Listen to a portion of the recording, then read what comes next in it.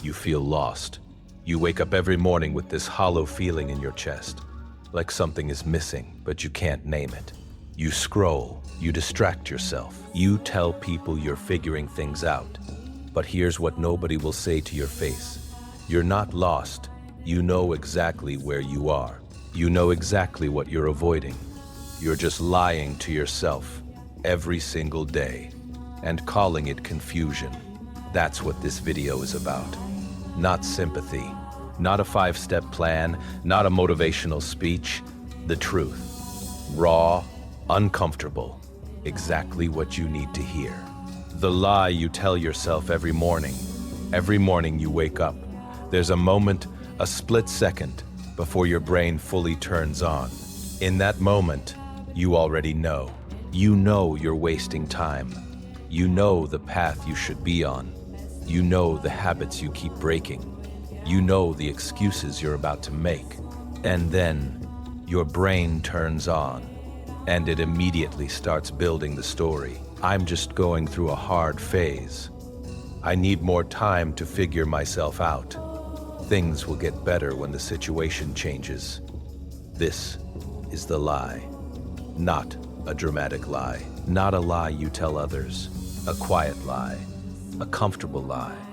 A lie you've told so many times it feels like the truth. Marcus Aurelius wrote in Meditations, the first rule is to keep an untroubled spirit. The second is to look things in the face and know them for what they are. He wasn't talking about the world. He was talking about yourself. Most people cannot look themselves in the face because the moment they do, every excuse collapses, and that collapse is terrifying. So instead, you stay lost. Not because you don't know the way, but because finding the way means no more excuses, no more hiding, no more comfort. Being lost is easier. Why your brain protects the lie. Here's the neuroscience. And pay attention, because this is where most people stop reading self-help books. Your brain has one primary function, not happiness, not success, not purpose. Survival. And to your brain, change equals threat. When you think about radically changing your life, waking up at 5 a.m., cutting off toxic people, building something from scratch, your brain doesn't see opportunity. It sees danger. It floods your body with anxiety, with doubt, with 100 reasons why now is not the right time. And you listen to it every single time. You call it being realistic. You call it not rushing into things. But what it actually is fear, dressed up in logic. The Stoics understood this 2,000 years ago, without brain scans or psychology degrees. Epictetus, a man who was born a slave, who had nothing, who could have spent his entire life blaming his circumstances, said this: make the best use of what is in your power and take the rest as it happens. He didn't say figure yourself out first. He didn't say heal before you act. He said, use what you have right now. Your brain will always manufacture reasons to stay still. Discipline is doing the thing anyway. The comfort trap. How lost becomes a lifestyle. Here's where it gets darker. For most people, being lost stops being a phase. It becomes a personality. You've met these people. Maybe you are this person. They've been figuring things out for 3 years. They have a new plan every 6 months. They talk about what they're going to do more than they actually do it. They consume content about discipline without being disciplined. They watch Stoicism videos without practicing Stoicism. And every time someone challenges them, they have the same answer: you don't understand what I've been through. This is the comfort trap. Being lost gives you protection. It gives you a reason to not be judged. You can't fail at something you haven't started. You can't be criticized for results you haven't produced. Staying lost is a defense mechanism, and it works. Until it doesn't. Until you're 35, sitting in the same place, with the same excuses, watching people you used to look down on build lives you secretly want. That moment will come. The only question is, will you change before it does, or after? The 3 lies. Let's name the lies specifically, because vague truth helps no one. Lie number 1. I need to find my passion first. This is the most popular lie of your generation.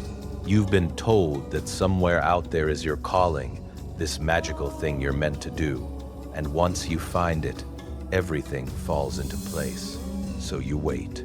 You explore. You try things halfway and quit when they get hard. Here's the truth. Passion follows mastery, not the other way around. Cal Newport Georgetown professor spent years researching this.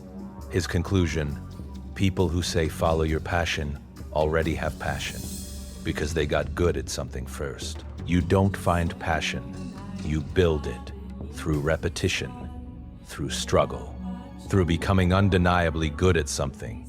Waiting to feel passionate before starting is like waiting to get fit before going to the gym. Lie number 2. I'm not ready yet. Ready for what exactly? Name one person, who felt fully ready before they did something great. Every founder who built a company was unprepared. Every athlete who won a championship had doubt. Every person who changed their life did it while being terrified. Readiness is a feeling, and feelings are not facts. The Stoic concept of amor fati, love of fate, means embracing where you are right now, not where you wish you were. You are ready right now with exactly what you have, in exactly the situation you're in. Not ready is just scared with better vocabulary. LEI number 3. Things will change when my situation changes, when I get more money, when I move to a new city, when this relationship ends, when this semester is over.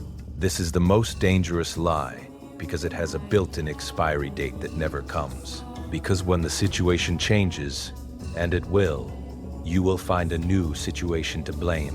This is called external locus of control. Psychologists have studied it for decades.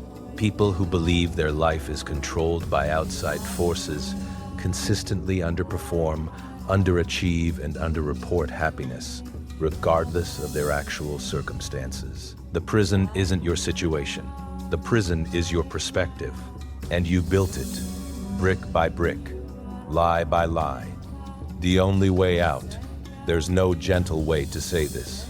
The only way out of the lie is to stop lying. Not gradually, not step by step, not be kind to yourself. You stop. Today, right now.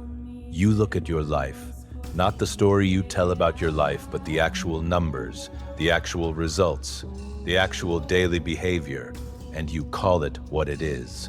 This is what the Stoics called self-examination. Every evening, Seneca would review his day, not to feel good about himself, but to see clearly where he fell short. Not for guilt, not for punishment, for accuracy. Because you cannot fix what you refuse to see. So here's your exercise. Not optional, not if you feel like it. Tonight, before you sleep, answer these 3 questions. Honestly, in writing. 1. What am I avoiding that I already know I should be doing? 2. What lie am I using to justify not doing it? 3. What would I do tomorrow if excuses weren't allowed? That's it. No vision boards. No manifestation. No 30-day challenges.